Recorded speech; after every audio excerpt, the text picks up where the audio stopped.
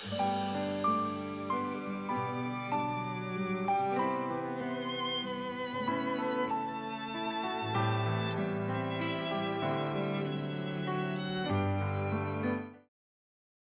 유학 시절에 다녔던 그 미국 그 신학교에는 특이하게도 그 입구에 커다란 세계 지도가 있었습니다. 그 지도 위에 진짜 그 신학교의 그 학생들 한 사람 한 사람 사진, 이름, 그리고 국가, 이게 이제 다 표시가 됐는데요. 제일 많은 나라가 당연히 이제 미국 사람이었습니다. 그 다음이 이제 캐나다였고요. 그 다음으로 한국 사람이 제일 많았는데요.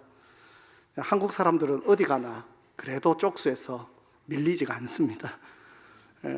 그 외에 중국, 일본, 인도네시아, 말레이시아, 인도, 싱가포르 다 있었고요. 그리고 네덜란드, 독일, 루마니아, 이제 유럽, 동유럽 포함해서 온 학생들도 있었습니다. 근데 가장 그 인상 깊은 학생들은 아프리카 대륙 출신들이었습니다. 그 중에 한 아프리카 친구는 자기 아버지가 추장이다, 나는 왕자다, 이걸 굉장히 이제 자랑스럽게 말합니다. 제가 왕자님과 같은 클래스에서 공부하는 영광을 누렸습니다. 짧은 시간이었는데요. 인종도 다르고 언어도 다르고 문화가 다른데 예수님을 주라 고백하는 그 한 신앙 고백 안에서 함께 모여 같이 배운다, 그 사실에 굉장한 감동이 있었습니다. 사실 모든 세계가 지구촌으로 연결되었기 때문에 그것도 이제 가능한 일이죠. 근데 2000년 전의 세계, 이런 지구촌이 아니었습니다. 민족과 언어와 문화 간의 경계가 이제 분명했고요. 이제 서로 이제 대립하는 타민족에 대한 적대감, 이건 정말 허물기 어려운 장벽입니다. 그런 시대에 성령께서 오심으로 급속하고 강력한 변화가 세계 역사에 일어납니다. 이 오순절 성령 강림은 이전까지 없었던 새로운 인류, 요즘 사람들이 신인류라는 말을 많이 쓰는데 진짜 신인류가 창조된 사건입니다.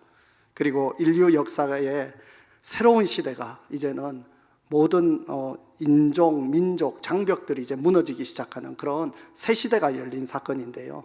자, 오늘 나누는 말씀을 통해서 이 오순절 성령께서 참 어떻게 역사하셨고 또 우리 가운데 어떻게 일하시는지, 또 그래서 우리가 성령의 능력으로 새롭게 되어 주님의 일을 수종드는 저와 여러분이 되시기를 바랍니다. 자, 첫 번째, 이 오순절 성령께서는 권능으로 새로운 인류를 창조하셨습니다. 오늘 본문 1절을 보면 이 오순절 날이 이르매라고 시간적 배경을 설명하는데요. 이 오순절은 유대인들의 3대 축제 중에 하나입니다. 이때 유대인 남자들은 예루살렘 성전에 이제 올라가서 제사를 드리는데, 이 본토 유대인뿐 아니라 흩어져 있던 디아스포라 유대인들이 다 몰려듭니다. 이 오순이라는 말 안에 이미 이제 50이라는 뜻이 포함되어 있는데요. 유월절 이후에 이제 50일이 지나는 것, 주간으로 따지면 7주입니다. 그래서 이 77절이라 이렇게 부르기도 하는데요. 시기상으로 이 오순절은 보리 추수가 끝나는 시기입니다.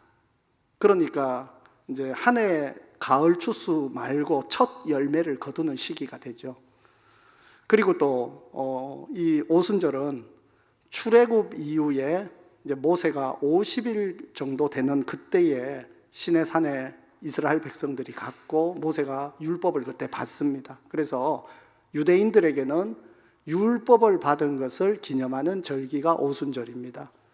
지금도 유대인들은 오순절이 되면 옛날에 하나님께서 모세에게 율법을 주신 것과 같이 자기들에게도 하늘문을 열고 지혜와 말씀을 이렇게 내려주신다, 그렇게 믿기 때문에 밤새 모여가지고 이 율법을 이렇게 읽습니다. 바로 이 오순절 날에 제자 공동체가 주님의 명령을 따라 한 곳에 모여서 기도하고 있었습니다. 이제 이때 지금 시간 타이밍을 보면 대략 오전 9시 정도가 되기 때문에 오순절은 벌써 그 전날 저녁부터 시작됩니다. 그래서 절기가 시작되었기 때문에 저희들은 밤새 우리로 말하면 성경을 읽고 기도하고 있었다, 이렇게 봐도 되겠습니다. 근데 그때 갑자기 하늘에서 급하고 강한 바람 같은 소리가 내려와서 그 있는 집을 가득 채웁니다. 2절에 나오죠. 이 현상에 이제 몇 가지 특징이 있는데 가장 그 첫 번째 핵심이 뭐냐면 이 소리라는 겁니다. 그 소리가 급하고 강한 바람 같았다. 이 성령의 강림하심이 바로 긴급하고 강력한 하나님의 의지라는 것을 보여주는 겁니다. 여기에 이제 바람으로 번역된 단어, 구약에서는 루아흐, 신약에서는 누마 혹은 푸뉴마 이렇게 하는데, 이거는 바람이라고도 번역되지만 똑같이 성령을 가리킵니다. 그래서 어떨 때는 성령, 영 혹은 숨, 바람 다 이렇게 똑같은 단어가 다르게 번역이 됩니다. 두 번째 특징은 불의 혀처럼 보이는 게 갈라져서 거기에 있는 각 사람이 이렇게 내려왔다고 말하는데요, 우리가 이사야 6장을 보면 선지자 이사야가 하나님의 부름을 받을 때 이 천사가 제단에서 핀 숯을 가지고 이사야의 입술에 대면서 정결하게 하는 장면이 나오는데요, 무엇인가 하면 이 오순절의 불이라는 게 각 사람을 죄에서 정결하게 하고 하나님의 말씀을 선지자처럼 대언하는 사명을 주는 불이다, 이제 이렇게 의미가 있습니다. 그리고 세 번째 현상은 다른 언어들, 이제 방언으로 이제 말하는 건데요, 4절에 나오죠. 성령이 말하게 하심을 따라 모국어가 아닌 다른 언어로 말합니다. 이 성령의 충만함을 받은 결과가 가장 먼저 이 혀가 하나님께 굴복이 됐다, 이제 이것을 저희가 발견할 수 있는데요, 이런 면에서 오순절의 성령 강림은 바람과 같은 소리, 불의 혀, 성령께 굴복된 언어, 이 모든 게 이제 동반된 겁니다.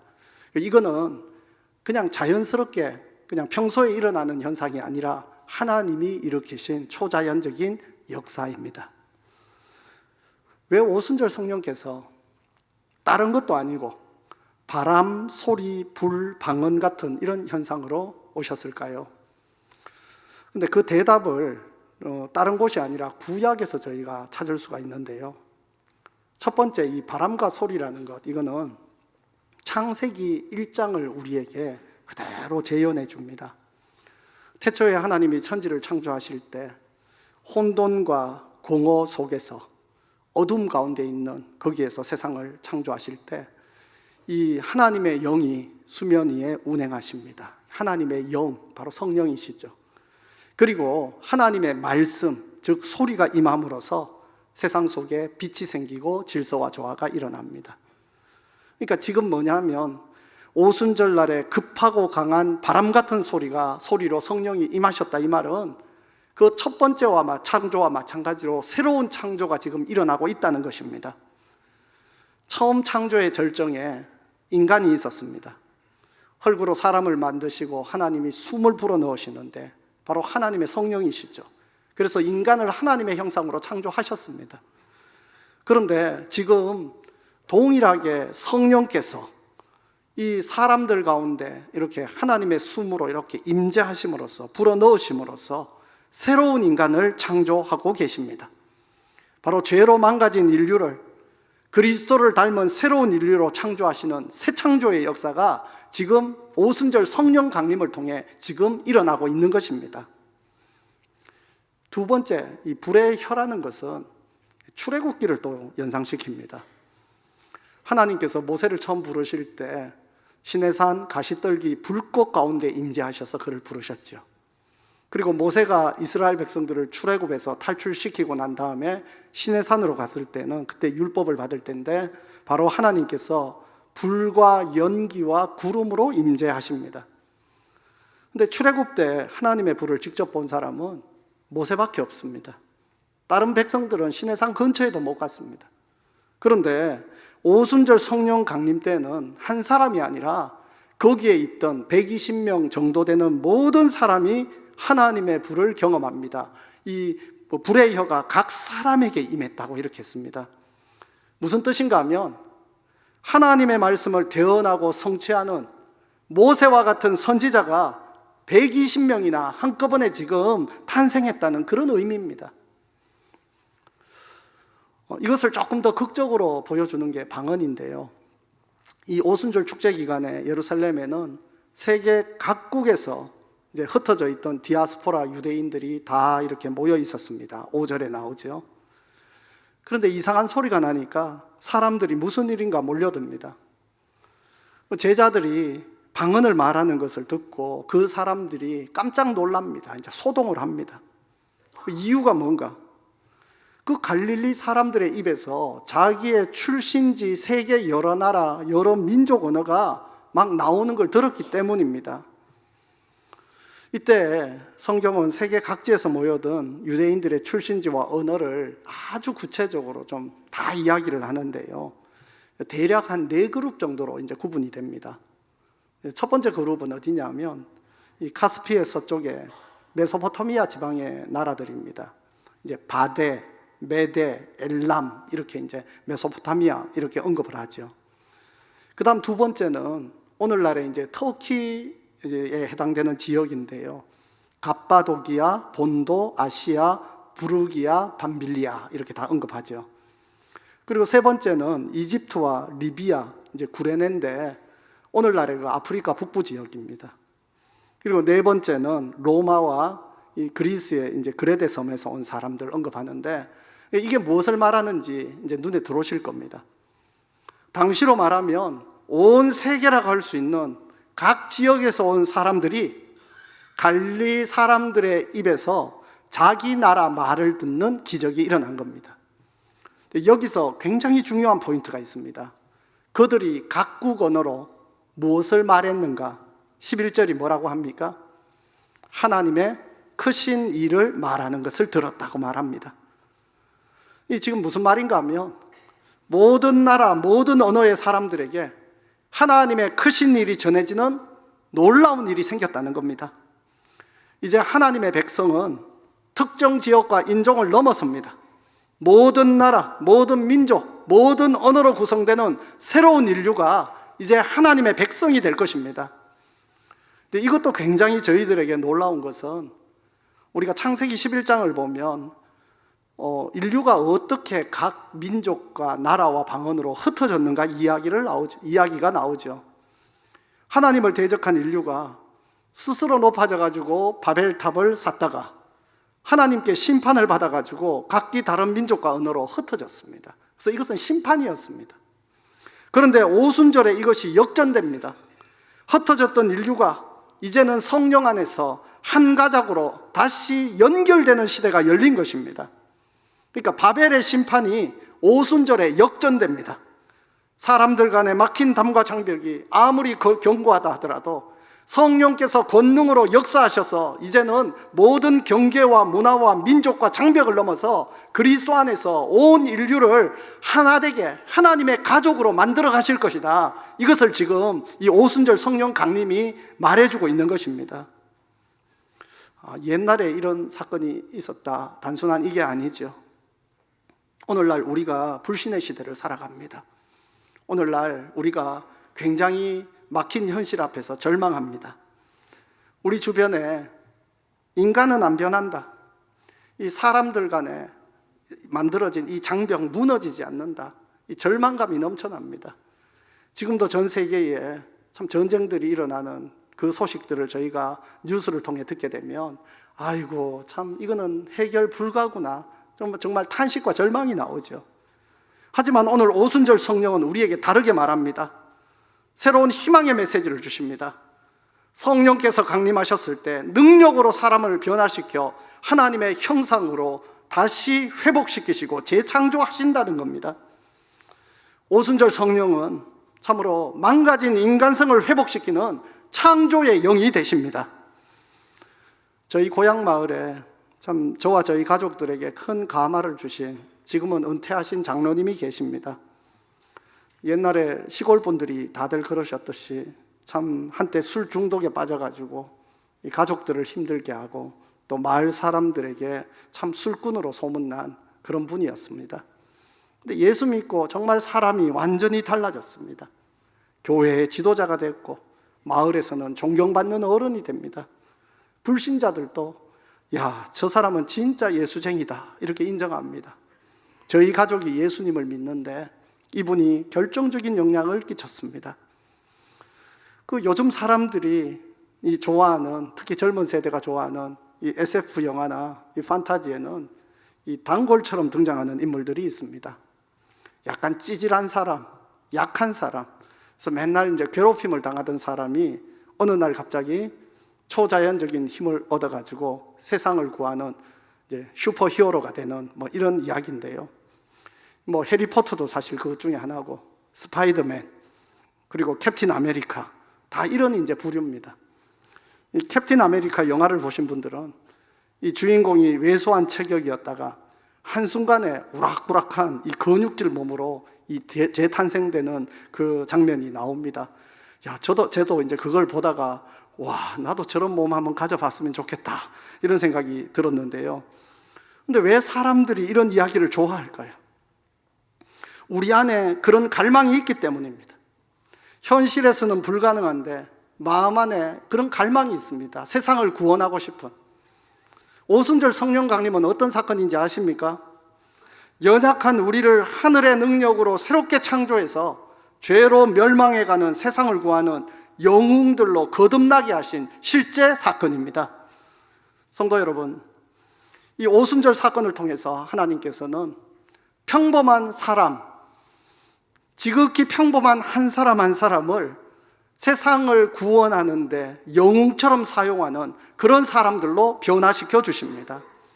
하나님께서 우리에게 최고의 선물이신 성령님을 보내주셔서 평범한 우리들을 세상 속에서 능력으로 새로운 나라를 이루어 나가는 사람으로 변화시키고 보내주십니다.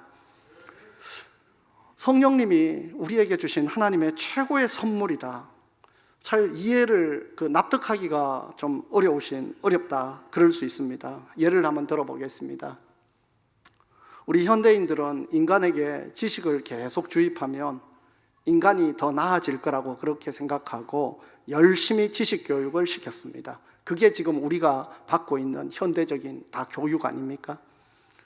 근데 아무리 지식 교육을 시켜도 인간성이 더 나아지지를 않습니다.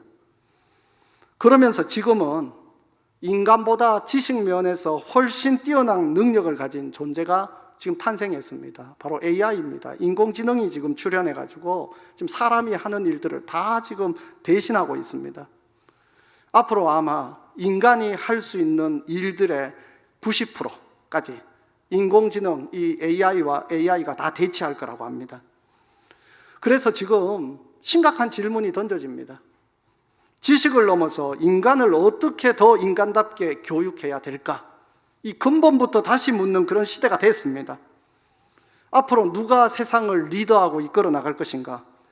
인공지능이 대체할 수 없는 진짜 인간다운 사람들이 세상을 이끌어가는 사람이 될 것입니다. 그런데 진짜 인간다운 게 뭘까요? 바로 창조주 하나님께서 지으신 의도에 가장 부합된 인간입니다. 우리 하나님께서 2000년 전에 오순절 성령을 이 땅에 보내심으로 가장 인간다운 새 인류를 창조해 주셨습니다. 성령께서는 어떤 분이신가? 아무리 지식을 주입해도 얻을 수 없는 하늘의 지혜와 의로움과 덕을 우리 마음에 새겨주시고 우리를 하나님의 형상으로 재창조하시는 분이십니다. 인간이 AI보다 결정적으로 더 뛰어난 게 뭔지 아세요? 기능적으로는 이제 인간은 AI보다 못합니다. 우리가 더 뛰어난 점은 우리의 몸이 성령께서 거하시는 전이 되기 때문입니다. 하나님께서 이 성령을 모든 믿는 우리들에게 선물로 주셨습니다. 가장 좋은 선물이십니다. 우리를 인간답게 만들어주시는 참 가장 최고의 선물이죠. 저는 오늘 본문을 묵상하면서 참 특별히 성령의 역사가 급하고 강한 바람과 같다, 이 말이 참 마음에 감동이 되고 은혜가 됩니다. 때때로 목회자인 저도 사람이 참 안 변한다, 변하더라도 왜 이렇게 더디 변하나, 이 답답함을 느낍니다. 그리고 아마 우리 성도님들께서는 내가 아무리 노력해도 이 세상이 안 변할 거다, 이런 참 절망감이 우리 안에 자리 잡고 있어서 뭔가 좋은 일을 해보고자 하더라도 그 선의가 꺾이는 것을 경험했을 겁니다. 하지만 성령께서는 오늘 말씀 그대로 급하고 강한 바람과 같이 임하십니다. 신속하고 능력 있게 하나님의 일을 우리 가운데 이루실 수 있습니다. 성령은 창조의 영이시고 우리가 하는 모든 선한 일, 선한 영감의 원천이 되십니다. 그래서 우리가 성령을 힘입으면 우리에게는 여전히 담대한 희망이 생깁니다. 반대로 성령의 역사가 만약에 없다, 어떻게 될까요?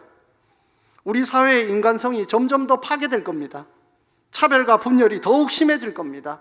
세대 간의 장벽으로 서로의 갈등을 절대 극복할 수 없을 겁니다. 온 세대를 복음으로 연결해서 하나님의 가족으로 세운다, 이것도 성령의 역사가 없으면 불가능합니다. 하지만 성령께서 급하고 강한 바람처럼 임하셔서 새 창조의 일을 오늘 또 이루어 가십니다. 그래서 성령 충만한 성도, 성령 충만한 교회는 세상 사람들이 불가능하다고 하는 일들이 여전히 가능할 것이고 그것도 강하고 신속하게 일어날 것이라는 믿음으로 살아갑니다. 하박국 선지자처럼 온 세상에 뿌리가 판을 치더라도 여호와여, 주는 주의 일을 이 수년 내에 부응하게 하옵소서, 이 수년 내에 나타내시옵소서 담대히 기도할 수 있습니다. 우리 오순절 성령 강림, 사실 구원사에서 단회적인 사건입니다. 이 말은 무슨 말인가 하면 예수님의 십자가와 부활 승천이 한 번인 것처럼 오순절 성령 강림도 단 한 번의 그 사건입니다. 그러나 오순절에 임재하신 그 성령께서는 오늘 우리 가운데 내주하시고 운행하시면서 오늘도 새 창조의 일을 이루어가고 계십니다. 이미 오신 성령님은 우리를 떠나신 적이 없으십니다. 오늘도 살아서 주의 이름을 부르는 자들과 함께 하시면서 새로운 일을 행하고 계십니다. 우리는 성령님이 마치 없는 것처럼 성령님 오시옵소서 이렇게 기도할 필요는 없습니다.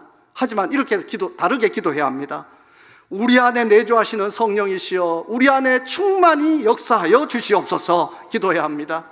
성령께서 우리에게 주시는 그 음성에 귀 기울여야 하고, 성령이 역사하실 때 그 역사를 소멸하거나 회방하지 않도록 성령 충만을 항상 구해야 합니다. 누가복음 11장 13절, 너희가 악할지라도 좋은 것을 자식에게 줄 줄 알거든 하물며 너희 하늘아버지께서 구하는 자에게 성령을 주시지 않겠느냐, 우리 주님께서 말씀하셨습니다. 성도 여러분, 하나님께서 이 절망의 시대 속에서 바로 성령의 사람을 통해 새 창조의 일을 이루어가고 계십니다. 그러므로 급하고 강한 바람처럼 새 사람, 새 인류를 창조하시는 성령의 역사를 구하며 하나님의 크신 은혜 아래서 주와 동역하는 복된 성도와 교회가 되기를 주의 이름으로 축원합니다. 두 번째, 이 오순절 성령 강림으로 모든 사람들이 하나님의 말씀을 받아 자기 목소리를 내는 말 그대로 선지자가 되는 새로운 시대가 열렸습니다. 이 제자들이 이 각국 방언으로 하나님의 큰 일을 말하는 것을 듣고 어떤 사람들이 새술이 취했다 조롱을 합니다. 13절에 나오죠. 근데 그때 베드로가 일어나서 이 사건의 의미를 설명합니다. 먼저 지금 시간이 제3시, 그러니까 오전 9시인데요. 아무리 술고래라도 이 아침 9시에 이 많은 사람들이 술에 취해 있을 사람이 어디 있냐? 상식적으로 이거는 말이 안 된다. 이렇게 이제 분명하게 먼저 설명을 하고요. 그 다음에 이제 이어지는 설명이 이 사건은 바로 구약 요엘서의 예언이 성취되었다. 이렇게 이제 해석을 합니다. 17절을 보면 이 요엘서가 예언한 게 뭔지가 나오죠. 이 마지막 때에 하나님이 모든 육체, 모든 남종과 여종들에게 성령을 부어 주셔서 그들이 예언을 하게 될 것이다. 젊은이들은 환상을 보고 늙은이들은 꿈을 꾸게 될 것이다. 이제 예언을 하는데요. 여기에 예언, 환상, 꿈, 이것은 사실 구약에서 선지자들이 하나님의 계시를 받는 방식이었습니다. 그러니까 이게 지금 무슨 말인가? 마지막 때에 주님을 믿는 모든 사람들이 남녀노소 차별 없이 다 성령을 받고 하나님의 비전을 보고 다 말하게 될 것이다, 이 말씀입니다. 이 성령의 강림으로 인해서 새 시대가 열렸다 하는데, 그 새 시대의 가장 중요한 특징이 뭔가 하면요, 특별한 카리스마를 가진 뛰어난 몇몇 사람들, 엘리트들만 성령 받고 특별한 사람이 되는 게 아니라는 겁니다. 그냥 보통 사람들, 평범한 사람들, 남녀노소 구분 없이 이 모든 사람들이 선지자로 하나님의 대변인이 되고 하나님의 목소리를 내는 그런 시대가 되었다는 것입니다. 사실 서구에서 민주주의가 발전된 그 역사들을 보면 교회 공동체가 그 어떤 곳보다 앞서서 모든 구성원들이 참여하는 이 민주적인 공동체를 이루었습니다. 이 오순절 성령 강림으로 모든 구성원들이 하나님의 말씀을 이해하고 깨닫고 말할 수 있다는 이 성경적 사상이 생기게 되는데, 이게 민주주의를 이루는 바탕이 됩니다. 이 초대교회가 실현했던 이 사상을 종교개혁자들이 재발견합니다. 그래서 성경을 누구나 이해할 수 있는 각 나라의 언어로 번역하게 됩니다. 그 이전까지 예배에 사용되던 언어는 일반인들이 전혀 알아들을 수 없는 라틴어였습니다. 그런데 개혁자들이 아니, 모든 사람이 성령을 받아 하나님의 말씀을 깨닫고 이해하고 자기 언어로 말할 수 있어야 한다, 이 믿음 때문에 이 성경을 각 나라 언어로 번역하기 시작합니다. 성경을 읽고 해석하는 것, 이것은 특별한 몇몇 사제들에게만 주어진 특권이 아니라는 겁니다. 그래서 만인 제사장설이 생깁니다. 놀랄 것은 종교개혁자 쯔빙글리가 목회하던 교회에는 분별위원회라는 게 있었습니다. 목회자가 설교를 하면 그 설교가 하나님의 뜻과 성경적 가르침에 부합되는지 아닌지를 함께 분별한다는 것입니다. 놀랍지 않습니까? 이렇게 교회 안에 이루어진 말씀의 민주화가 결국 서구 민주주의 제도로 더 발전하게 되는 겁니다. 몇 년 전에 이 구글 CEO가 한국을 방문했습니다. 근데 의외의 인물을 만나서 화제가 됐습니다. 아마 보신 분들도 있으실 건데, 이 욕쟁이 할머니로 알려진 이 박막래 할머니입니다. 이분은 72살에 치매 위험 진단을 받게 되는데요. 그런데 손녀가 할머니를 위해 가지고 직장을 잠시 그만두고 그냥 할머니랑 호주 여행을 가서 찍은 영상을 유튜브에 올렸는데, 그게 완전히 이제 대박을 쳤습니다. 자식들 키우느라 평생 고생했던 평범한 할머니가 진짜 너무 유명 인사가 됐습니다. 그 할머니 말하는 거, 뭐 요리하는 거, 이 하나하나가 참 사람들에게 막 이렇게 참 감동을 줍니다. 그 할머니를 만난 유튜브 회장이 말했습니다. 우리의 비전은 평범한 사람들이 할머니처럼 자기의 스토리를 알리고 자기 목소리를 내는 수백만 개의 채널을 갖는 것입니다. 할머니의 이야기는 유튜브가 아니었다면 세상에 알려지지 않았을 겁니다. 그리고 그 다음이 굉장히 인상적이었는데요. 우리는 모든 사람이 할머니처럼 자신의 이야기를 당당하게 들려줄 수 있는 세상을 꿈꿉니다. 사실 그런데 이 유튜브의 비전, 이것은 성경의 비전에서 빌려온 것에 불과합니다. 모든 평범한 사람이 각자 자신의 목소리를 내는 세상, 이미 2000년 전 성령께서 강림하심으로 시작되었기 때문입니다. 근데 여기에 성경이 말하는 비전과 유튜브가 말하는 비전은 결정적인 차이가 있습니다. 유튜브는 자기 목소리를 냅니다. 그러나 그 목소리는 욕망에 기초한 목소리입니다. 걸러지지가 않습니다. 조폭들도 자기 목소리를 냅니다. 그 안에 거짓 뉴스들이 판을 칩니다. 그러나 하나님의 비전은 각 사람이 목소리를 내지만 각 사람이 받은 하나님의 진리의 말씀에 따라 거기에 자기 목소리를 함께 담기 때문에 이 말씀은 진리가 있고 세상을 변화시키는 힘이 있습니다.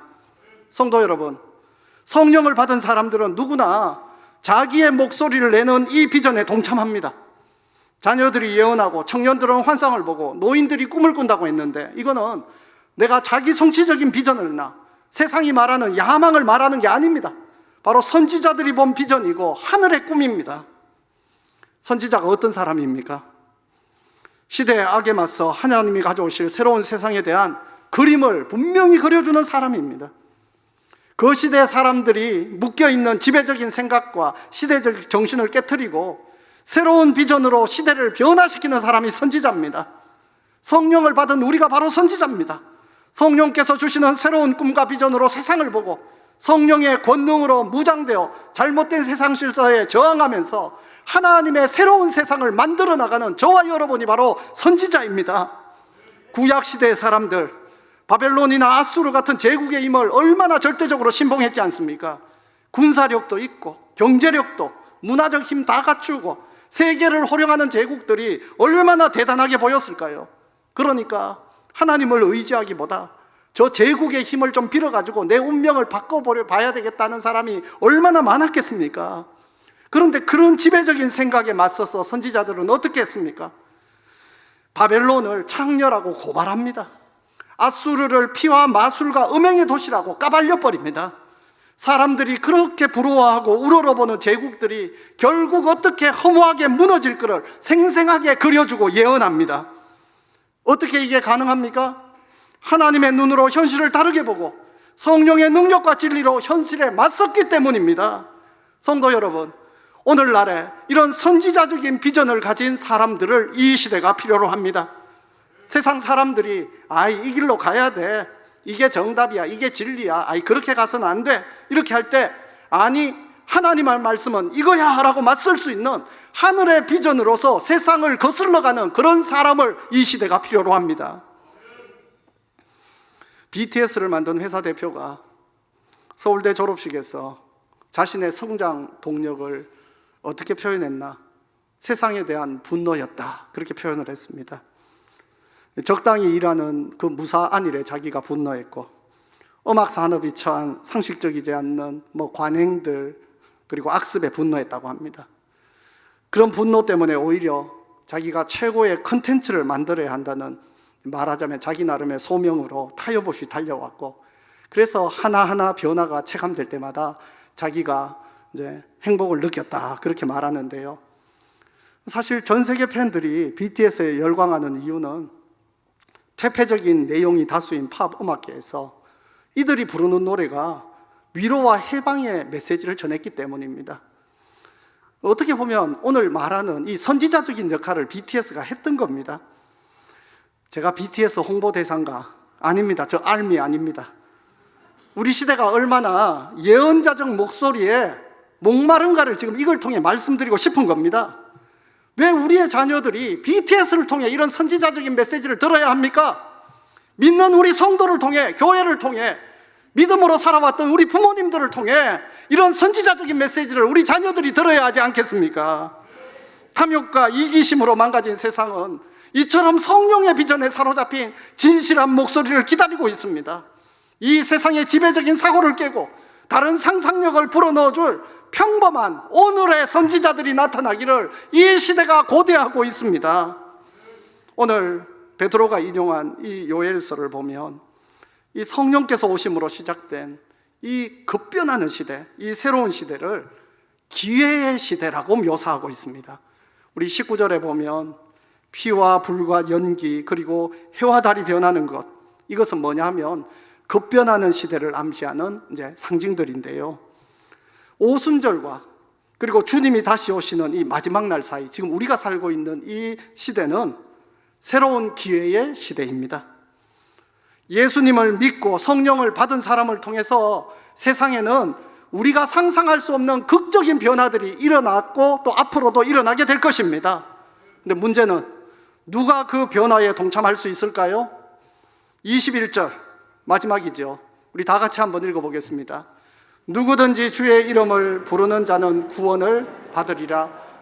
이 말씀의 의미는 이런 겁니다. 가이사가 아니라, 세상 권력이 아니라, 세상 영광과 세상 재력이 아니라 그 초라해 보이는 나사렛 예수님을 주라 고백하고 그 예수님을 따라 살아가는 사람을 통해서 새로운 구원의 시대가 열릴 것이라는 겁니다.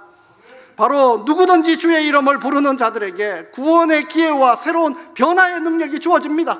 자기 자신도 변하고 세상을 변화시키는 능력이 하늘로부터 주어질 것입니다. 성도 여러분, 오순절의 이 성령 강림의 사건, 그리고 오늘 이 말씀이 바로 오늘 우리들을 위한 것임을 기억하시기 바랍니다. 이제 우리 나사렛 예수를 주라고 그 주의 이름을 부르고 기도하기를 바랍니다. 성령의 비전을 받고 일어나서 우리 각자가 받은 그 진리의 목소리를 세상 속에 내는 성도가 되시기를 바랍니다. 하나님의 말씀을 더 받은 사람, 하나님의 말씀에 굳건하게 선 사람만이 세상에 진정한 자기 목소리를 낼 수 있을 것입니다. 우리가 성령에 굴복된 자로서 하나님이 주시는 세상의 비전을 바로 하나님 이 세상 사람들 가운데 말하는 성도가 되기를 바랍니다. 오순절 성령께서 열어주시는 그 비전으로 우리가 충만해져서 우리 시대가 진정으로 목말라 하는 그 선지자의 목소리를 세상 속에 전하는 저와 여러분, 우리 교회가 되기를 주의 이름으로 축원합니다.